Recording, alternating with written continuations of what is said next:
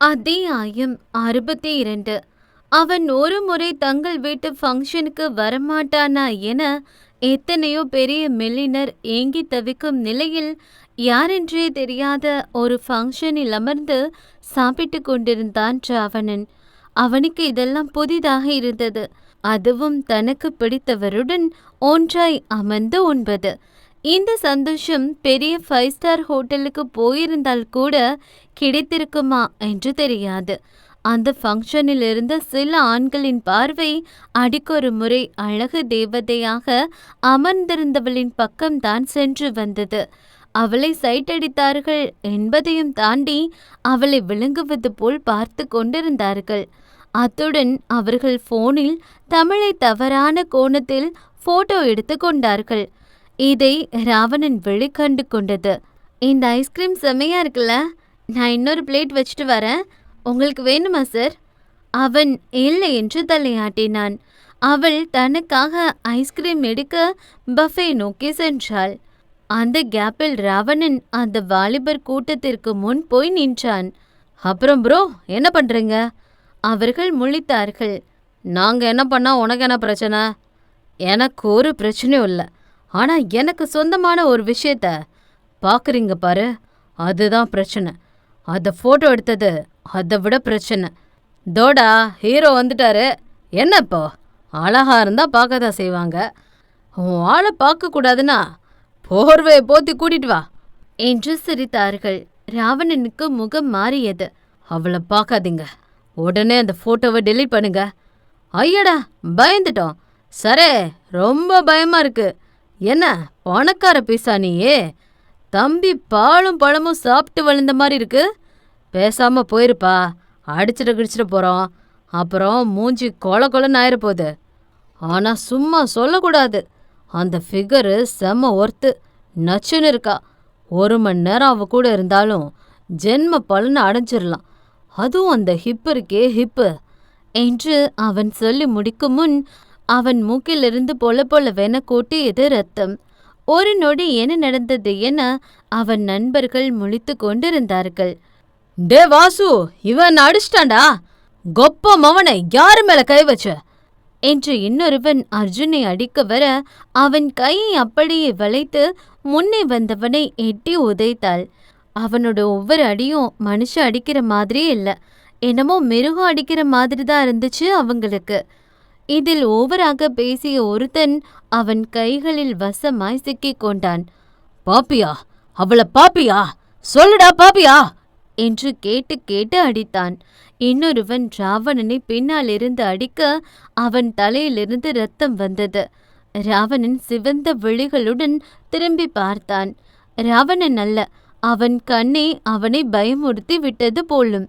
அவன் கையில் இருந்த கட்டையை கீழே போட்டவன் அங்கிருந்து ஓடினான். பக்கத்தில் இருந்த ஒரு மர நாற்காலியை எடுத்து அதை கையாலே உடைத்தவன் அந்த நாற்காலியின் காலை தூக்கி வீசினான். அது ஓடியவனின் காலில் பட்டு அவன் கீழே விழுந்தான். அவன் தலையை கொத்தாக பிடித்து இழுத்து சென்றவன் அந்த சுவரில் முட்டினான். அத்துடனும் அவனை விடவில்லை.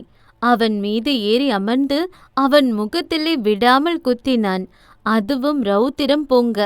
ஐஸ்கிரீம் எடுத்துக்கொண்டு திரும்பிய தமிழ் அங்கே மக்கள் ஓடிக்கொண்டிருப்பதை கவனித்தாள்.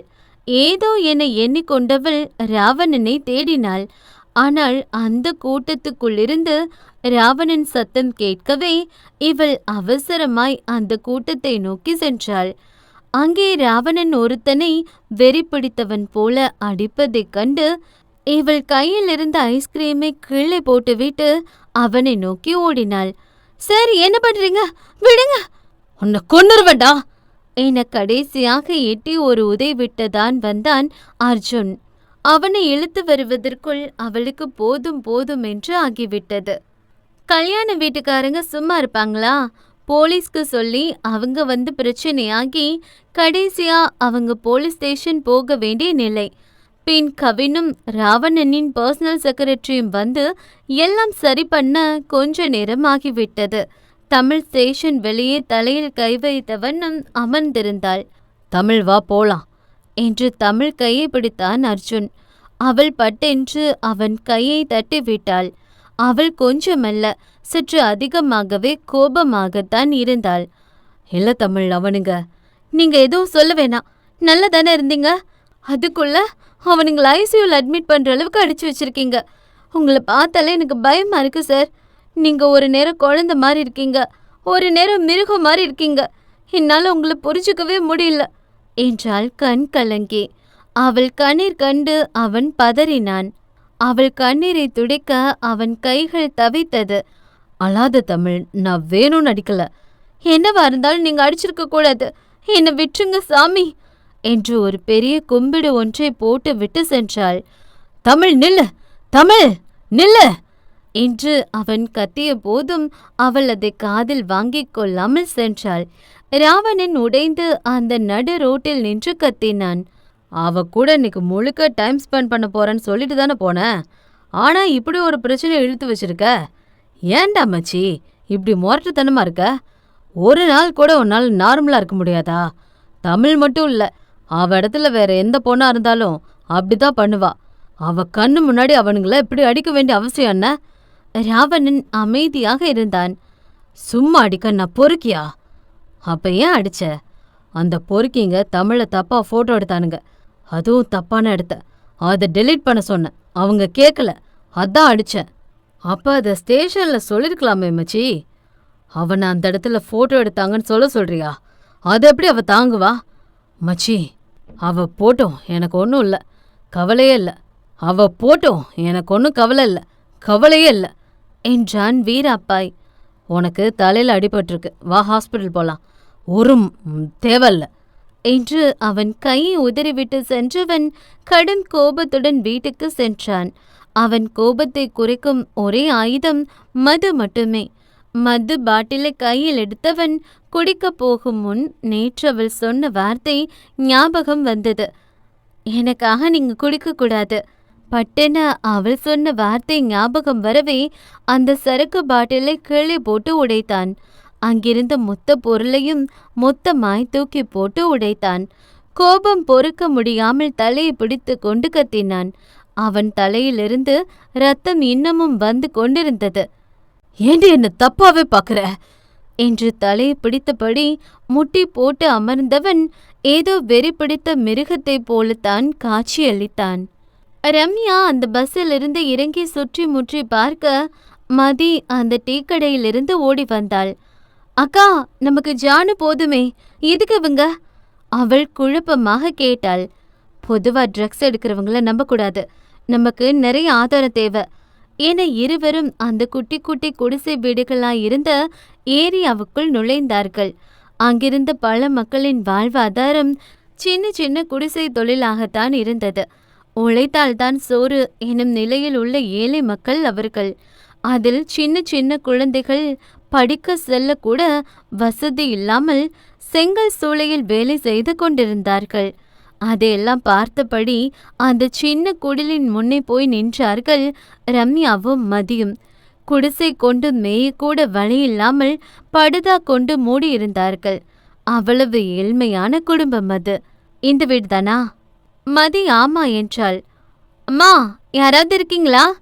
அந்த வீட்டுக்குள் இருந்து ஒரு கிழிந்த சேலையும் கழுத்தில் ஒரு கருப்பு கயிறுடனும் வெளியே வந்தார் ஒரு நடுத்தர வயது பெண் ஒருவர். பாவமான தோற்றமாய் தெரிந்தார். யாரும்மா நீங்க? பேங்க்ல இருந்து வந்திருக்கீங்களா? இன்னும் ஒரு 2 மாசம் அவகாசம் கொடுங்கம்மா, அதுக்குள்ள எப்படியாவது பணத்தை கட்டி இடத்த மீட்டுக்கிறோம் என்று அவர் கையெடுத்து கெஞ்சினார். ஐயோ அம்மா, நாங்க அதுக்கு வரல, நாங்க மணி காலேஜ்மேட், அவனை பார்க்க வந்தோம் என்றார்கள்.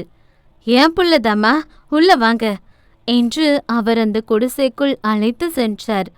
அங்கே ஒரு 21 வயது வாலிபன் வீல் சேரில் அமர்ந்து எங்கோ வெறித்து பார்த்து கொண்டிருந்தான்.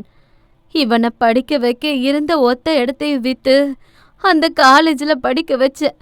ஆனா அந்த பாழா போன போதைக்கு அடிமையாகி இன்னைக்கு என் மையம் இருக்க நிலைமைய பாருங்க.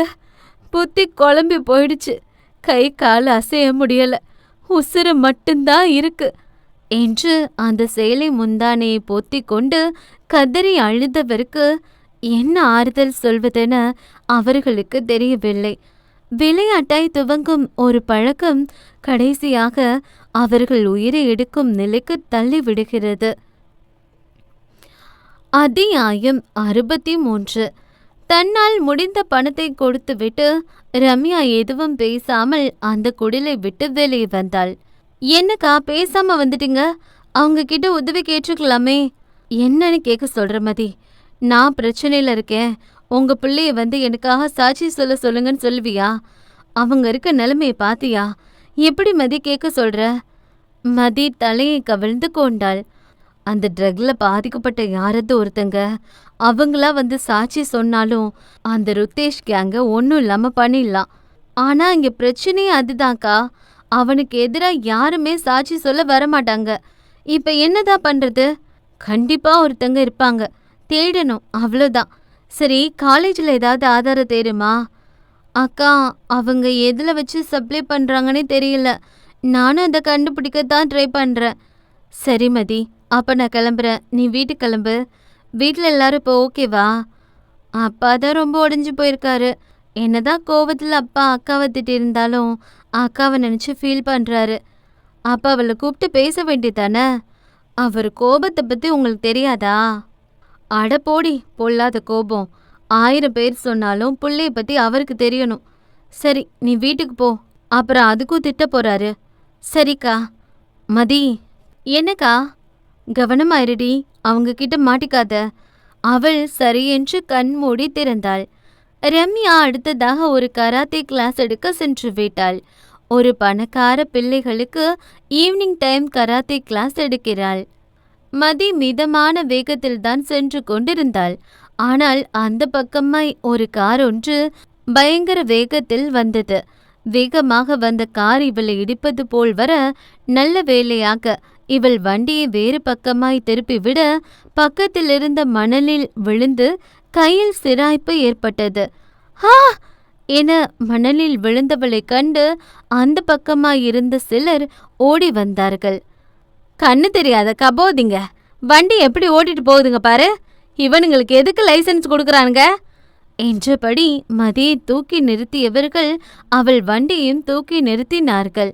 அப்பொழுதுதான் முக்கியமான கிளைண்டை பார்க்க அசோக்கும் அந்த பக்கமாய் வந்திருந்தான். பல வருடம் ஆகிவிட்டதல்லவா மதியை பார்த்து. அதனால் பார்த்ததும் அவனுக்கு கொஞ்சம் பிடிபடவில்லை.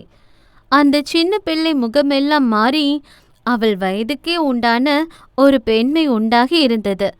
மதி என்ற குரலை கேட்டு அவள் கண்கள் இரண்டும் கலங்கி போக அவள் துடிக்கும் உதடுகளுடன் திரும்பி பார்த்தாள். அந்த சின்ன பையன் உருவம் மாறி அவன் வயதுக்கு உண்டான மேன்லி லுக்குடன் வந்து நின்றவனை கலங்கிய விழிகளுடன் ஏறிட்டாள். அவள் மதிதான் என்று தெரிந்ததும் அவன் பதறிக்கொண்டு ஓடி வந்தான். என்னாச்சு என்றவன் பதட்டமாய் அவனிடமிருந்த வாட்டர் பாட்டிலை எடுத்து கொடுத்தான். அவள் வாங்கி பருகினாள். பாலா போன வண்டி ஒன்று இடிச்சுக்கிட்டு போயிடுச்சு தம்பி. என்னமோ ரேஸ் ஓட்டுற மாதிரி ஓட்டுறானுங்க. அசோக் அந்த கார் சென்ற திசையை திரும்பி பார்த்தான். அதற்குள் அந்த கார் அங்கிருந்து மறைந்திருந்தது. அடிபட்டிருக்கு, வா ஹாஸ்பிட்டல் போலாம். இல்ல வேணா, அவள் மென்மையாக சொன்னாள். உன்னை வான்னு சொன்ன என்று அவள் வண்டியை ஓரம் விட்டவன் பக்கத்தில் இருந்த மெடிக்கல் ஷாப்புக்கு அழைத்து போனான்.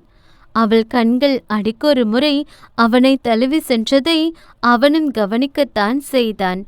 அவள் காயத்துக்கு மருந்து போட்டு வலி ஊசி ஒன்று போட்டு அழைத்து வந்தான். வா, நானே கூட்டிட்டு போறேன். இல்ல வேணா, அப்பா பார்த்தா அவ்வளோதான் என்றவளுக்கு அவனுடன் செல்லத்தான் அத்தனை ஆசை. ஆனால் தந்தை மட்டும் பார்த்து விட்டால் அவ்வளவுதான். சரி, பார்த்து போயிடுவியா? அவள் ஆமா என்று தலையாட்டினாள். அவள் வண்டியை அவனை ஸ்டார்ட் பண்ணி கொடுத்தான். அவள் வண்டியில் ஏறி அமர்ந்தாள். அவள் அங்கிருந்து கிளம்பும் முன் அவனை தயக்கமாக அழைத்தாள். சொல்லு. எப்படி இருக்கீங்க? தயங்கி கேட்டாள். நல்லா இருக்கேன். அவ்வளவுதான், ஒற்றை வார்த்தையில் முடித்து கொண்டான். அவள் அடுத்த வார்த்தை பேசும் முன் அவன் வண்டியில் ஏறி அமர்ந்து வண்டியை எடுத்தான். அவளுக்கு என்னவோ போல் ஆகிவிட்டது. அவளுக்கு தெளிவாக புரிந்தது அவன் தன்னை நிராகரிக்கிறான் என்று. வாடிய முகத்துடன் வண்டி எடுத்தவள் வீட்டை நோக்கி சென்றாள். ஆனால் வேறு பக்கமாய் மறைந்து நின்ற அசோக் அவள் பத்திரமாக வீட்டுக்கு செல்லும் வரை அவளுக்கு தெரியாமல் அவள் பின்னே ஃபாலோ பண்ணி சென்றவன் அவள் பத்திரமாக வீட்டுக்குள் சென்றதும் தான் அங்கிருந்து சென்றான்.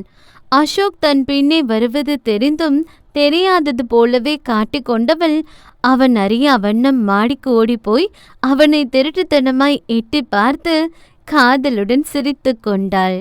இரவு மணி 12 இருக்கும். தமிழின் போன் ஒலித்தது. நீண்ட நேரம் கழித்தே உறங்கியவள் போன் சத்தம் கேட்டு பட்டனை எழுந்து அமர்ந்தாள். கவின் தான் அழைத்திருந்தான். என்னாச்சு கவின்? தமிழ், கொஞ்சம் கீழே வரீங்களா? கீழையா என்று நைட்டியுடன் அந்த ஜன்னல் வழி எட்டி பார்த்தாள். வெளியே கவின் கார் நின்றது. ஏதாவது பிரச்சனையா கவின்? வா தமிழ், சொல்றேன் என்று அவன் போனை வைத்துவிட என்னவோ ஏதோ என்று அவள் நைட்டியை கூட மாற்றாமல் வெறும் துப்பட்டாவை மட்டும் எடுத்து மார்போடு போட்டுக்கொண்டு கீழே ஓடினாள். கவின் காரில் சாய்ந்து நின்று கொண்டிருந்தான். என்ன கவின்?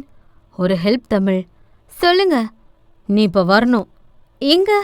வா சொல்ற என்று அவளை காரில் அழைத்து கொண்டு சென்றான். அர்ஜுன் சாரை பார்க்கவா? ஆமா. அப்ப என்னை இறக்கி விடுங்க கவின், நான் வரமாட்டேன். தமிழ் ப்ளீஸ், இப்போ உங்களால மட்டும்தான் அவனுக்கு ஹெல்ப் பண்ண முடியும். அவன் தலையில இருந்து ரத்தம் வருது. மருந்து கூட போட மாட்டேன்னு உட்காந்துருக்கான். ப்ளீஸ். ஏன் இப்படி சண்டை போடணும், அடிபடணும்? முரட்டுத்தனமா நடந்துக்கிறார் கவின். எல்லாமே உனக்காக தான் தமிழ். எனக்கா? தமிழ் விழி விரிந்தது. கவின் அர்ஜுன் சொன்னதை சொன்னான். தமிழ் கண்கள் பெரிதாய் விரிந்தது. அவள் இதை எதிர்பார்க்கவில்லை. அத அவர் அப்பவே சொல்லிருக்கலாமே. நீதான் சொல்லவே விடலையே என்றபடி அவன் காரை அர்ஜுன் வீட்டின் முன்னே நிறுத்தினான். நைட்டை பின்னி விடாமல் தூக்கி பிடித்தபடி உள்ளே சென்றவள் அங்கு வீடு கிடக்கும் கோலத்தை கண்டு அப்படியே ஸ்டக்காகி நின்று விட்டாள். மொத்த வீட்டையும் ஒரு வழி ஆக்கி வைத்திருந்தான். கால் வைக்க முடியாத அளவுக்கு கண்ணாடி பொருள் சிதறி கிடந்தது. முடிந்தளவுக்கு கண்ணாடி சில்லுகள் காலில் குத்திவிடாமல் சென்றாலும் கூட சில அவள் காலை பதம் பார்க்கத்தான் செய்தது. அதையும் பொருட்படுத்தாமல் அந்த விளக்கை போட்டவள் அங்கே நெற்றியில் வடிந்த இரத்தத்துடன் வெறும் தரையில் முட்டி போட்டு அமர்ந்திருந்த ராவணனை கண்டு அப்படியே ஸ்தம்பித்து போய் நின்றாள். கவின் மற்றும் டாக்டர் வெளியே நின்றார்கள். அர்ஜுன் தான் இருவரையும் உள்ளே வரவிடவில்லையே.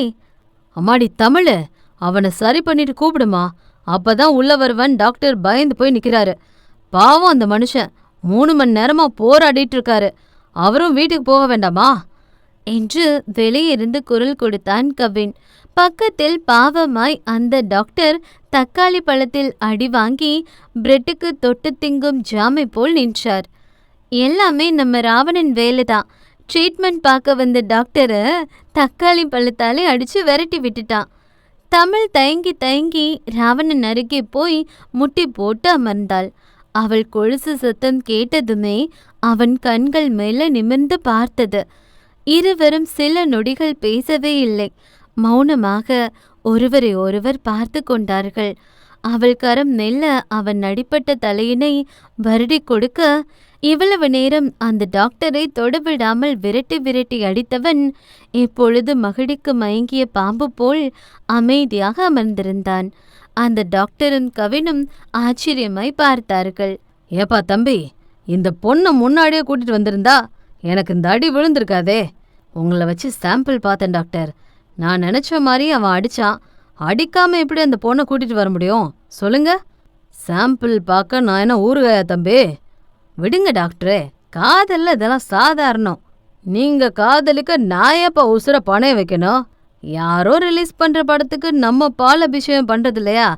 அப்படித்தான் டாக்டர், இதுவும் நல்ல காதலுக்காக உயிரை கொடுக்கலாம் என்று அந்த டாக்டர் தோளை இறுக்கி அணைத்தான். ஏன் சார்? அவள் உதடு துடிக்க அவன் காயப்பட்ட இடத்தை வருடி கொடுத்தாள். உனக்கு என் மேல கோபம் இல்லையே தமிழ்? அவன் கண்களில் அத்தனை தவிப்பு. சொல்லிருக்கலாமே. வலிக்குதா? அவன் இதயத்தை கை காட்டி சொன்னான். இங்கதான் வலிக்குது. நீ என்னை விட்டுட்டு போயிட்டல்ல என்றான் குழந்தையை போல். சரி, இனி நான் எங்கேயோ போக மாட்டேன். நீங்க ட்ரீட்மெண்ட் பார்த்துக்கோங்க. நீ பொய் சொல்ற, என்னை விட்டு போயிடுவ. போக மாட்டேன். நிஜமா நிஜமா என்று அவன் இதயத்தில் கை வைத்து சொன்னாள். அத்தியாயம் 64. நான் உங்களை விட்டுட்டு எங்கேயும் போக மாட்டேன். நீங்க ட்ரீட்மெண்ட் பார்த்துக்கோங்க சார். அவன் சரி என தலையசைத்தான். கவின், தமிழ் அழைத்தாள். உள்ள வரலாமா? வாங்க என்றாள் அவள். டாக்டரே வாங்க போ. இல்ல, நான் வரமாட்டேன், அவரை அடிப்பாரு. அட வாங்க, அடிச்சா பாத்துக்கலாம். பார்க்க நீ இருப்ப தம்பி, நான் இருப்பனா? அட வாங்க டாக்டரே, பயப்படாம என்று அவரை பிடித்து இழுத்து கொண்டு சென்றான் கவின். அவர் கொஞ்சம் பயந்து கொண்டேதான் ராவணன் அருகே வந்து அமர்ந்தார். ராவணன் அவரை நிமிர்ந்துதான் பார்த்தான். அதற்கே அவருக்கு கால் ஆட்டம் கண்டது. ஐயோ தம்பி, அவர் முறைக்கிறாரு. அட அவன் பார்வே அப்படித்தான், வாங்க என்று பிடித்து கொண்டான் கவின். அவர் கொஞ்சம் பயந்து கொண்டே காயத்தை சுத்தம் பண்ணும் மருந்தை எடுத்தார்.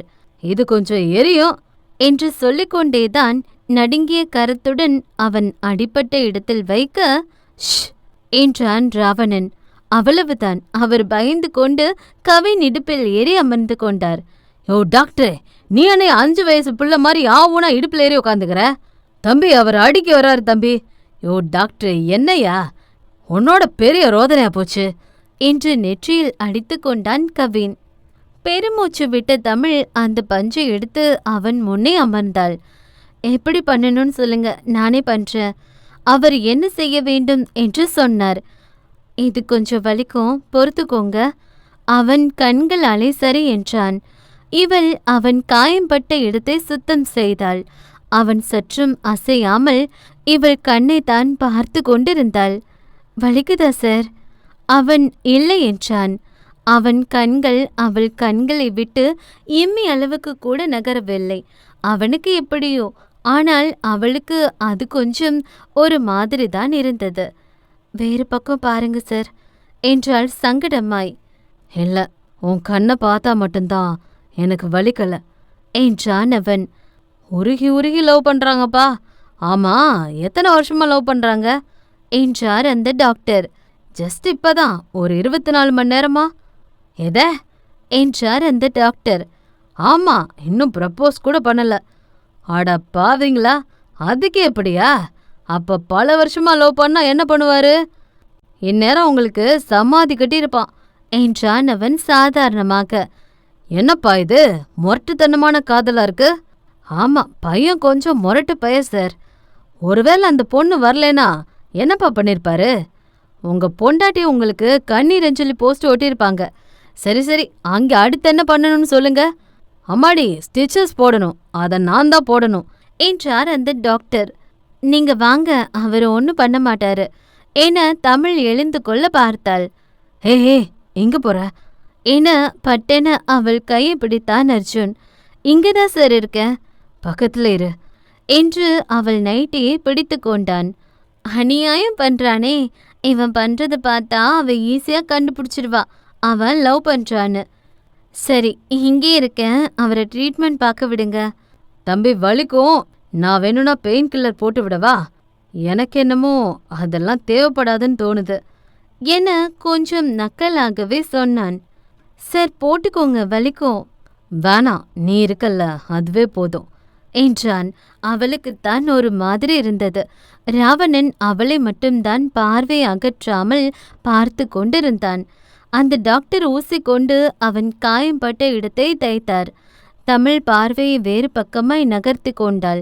ராவணனோ கல்லு மாதிரி உட்கார்ந்திருந்தான். ஆனால் இவளுக்குத்தான் அது வலிப்பது போல் இருந்தது.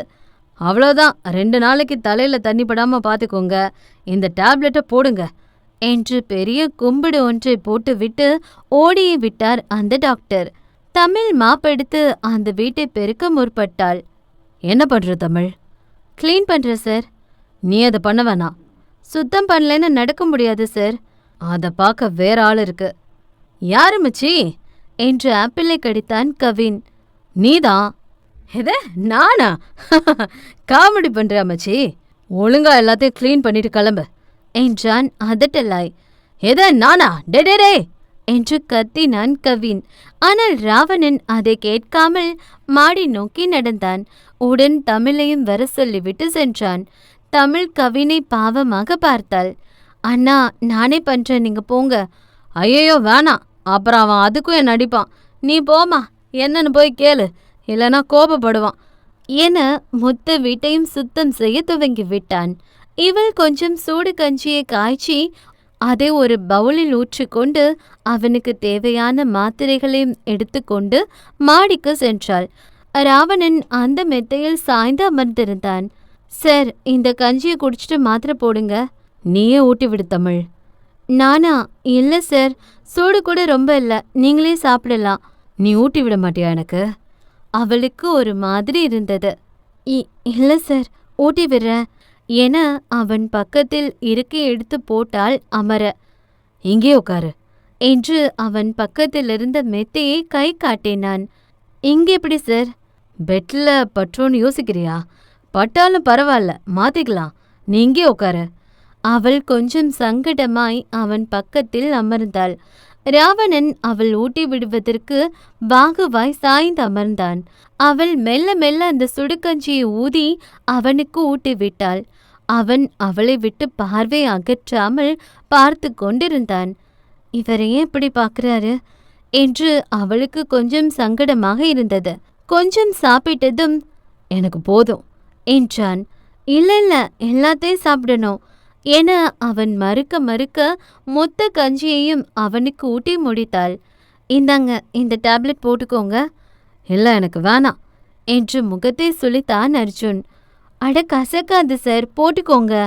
இல்லை, டேப்லெட் போட்டா எனக்கு வாமிட் வரும் என்றான். நீங்க என்ன குழந்தையா, வாமிட் வர? போடுங்க. வேணாம் தமிழ் என்று அவன் வாயை மூடிக்கொண்டான். நீங்க இப்படி சொன்னா கேட்க மாட்டீங்க என்றவன் மறுக்க மறுக்க அந்த மாத்திரையை அவன் வாய்க்குள் திணித்து விட்டாள். அவன் சிறுபிள்ளை போல் முழித்தான். மாத்திரை ஒண்ணுமே பண்ணாது, மாத்திரை போட்டாதான் உங்களுக்கு சீக்கிரம் குணம் ஆகும். சரி, இப்ப படுத்துக்கோங்க, நான் கிளம்புறேன் சார். போறியா? எங்க போற? இதென்ன கேள்வி? வீட்டுக்கு தான். நீ எங்கேயும் போகக்கூடாது, இங்கே இரு. இங்கே எப்படி சார்? நான் மார்னிங் சீக்கிரமா வரேன். இல்லை இல்லை, நீ இங்கே இரு, இல்லைன்னா நான் மறுபடியும் வெளியே போய் பிரச்சனை பண்ணுவேன். ஏன் சார் இப்படி பண்றீங்க? ஒரு பையன் தனியா இருக்க வீட்டில் ஒரு பொண்ணு எப்படி இருக்க முடியும்? ஏன் இருந்தா என்ன? உனக்கு பயமா இருக்கா? எனக்கு என்ன பயம்? ஒருவேளை என் கூட இருந்தா என்கிட்ட விழுந்துருவேன்னு. அப்படிலாம் ஒன்றும் இல்லையே. அப்புறம் என்ன, இங்கே இரு என்றான் குழந்தை போல். அதுக்கில்ல சார். நீ போனா நானும் உன் பின்னாடியே வருவேன். அவனை எப்படி சமாளிப்பதென அவளுக்கு சுத்தமாக புரியவில்லை. சரி, போகல, இங்கே இருக்க, நான் கீழே படுத்துக்கிறேன். ஏதாவது வேணும்னா நீங்க கூப்பிடுங்க, சரியா? கீழே எதுக்கு? நீ இங்கே படுத்துக்கோ, இதோ என் பெட்ல படுத்துக்கோ என்றான். எது? சரி, என்ன விளையாடுறீங்களா? இங்க எப்படி என்ன படுக்க முடியும்? நான் கீழே படுத்துக்கிறேன் என அவள் தலையணை மற்றும் பெட்ஷீட்டை எடுத்தாள். அப்ப நானும் கீழே படுத்துக்கிறேன் என்று அவன் இன்னொரு தலையணையை எடுத்தான். ஐயோ சார், நீங்க கீழே படுக்கக்கூடாது, இன்ஜெக்ஷன் போட்டிருக்காங்க, தலையில அடிபட்டிருக்கு, ஸோ கீழே படுத்தா காய்ச்சல் வரும். இல்லை பரவாயில்ல என்று கீழே இறங்கியவன் பட்டென வாயை பொத்தினான். என்னாச்சு சார்? உடம்புக்கு ஏதாவது பண்ணுதா? தலைவலிக்குதா? அவன் எதையோ சொல்ல வாய் எடுத்த நேரம் மொத்தமாய் சாப்பிட்ட அனைத்தையும் அவள் மீதே வாந்தி எடுத்து விட்டான். அவன் சொன்னது போலவே அவனுக்கு மாத்திரை சேரவில்லை. ஒன்று விடாமல் அனைத்தையும் வாந்தி எடுத்து விட்டான். அவள் நைட்டி மொத்தமாய் நனைந்து விட்டது. செய்வதையும் செய்துவிட்டு ஒன்றும் தெரியாத பாப்பா போல் முழித்தான். நான் தான் சொன்னேன்ல எனக்கு வாமிட் வரும்னு. அவள் குனிந்து பார்த்தாள். நான் தான் கேட்டிருக்கணும். சரி, ஒன்றும் பிரச்சனை இல்லை, இருங்க, நான் க்ளீன் பண்ணுறேன். இல்லை, நானே க்ளீன் பண்ணுறேன் என அவன் முன்னே வந்தான். இல்லை வேணாம் என்றவள் பக்கெட் எடுத்து வந்து மொத்தமாய் மாப் போட்டு துடைத்து விட்டவள் அவன் சட்டையையும் கழட்டி துவைக்க போட்டுவிட்டு அவன் வாயை துடைத்து விட்டாள். இப்பொழுது பிரச்சனை என்னவெனில் அவள் நைட்டே நாஸ்தியாகிவிட்டது. அவளுக்கு மாற்றிக்கொள்ள மாற்று உடையும் இல்லை. என்ன செய்வதென்று புரியாமல் தலையை சொரிந்து கொண்டு நின்றாள். தமிழ், நீ போய் குளி, நான் உனக்கு ட்ரெஸ் எடுத்துட்டு வரேன். அவளும் அவன் சொன்னதை நம்பி குளித்து வந்தாள். ஆனால் ட்ரெஸ் எடுக்க போனவன் வரவில்லை.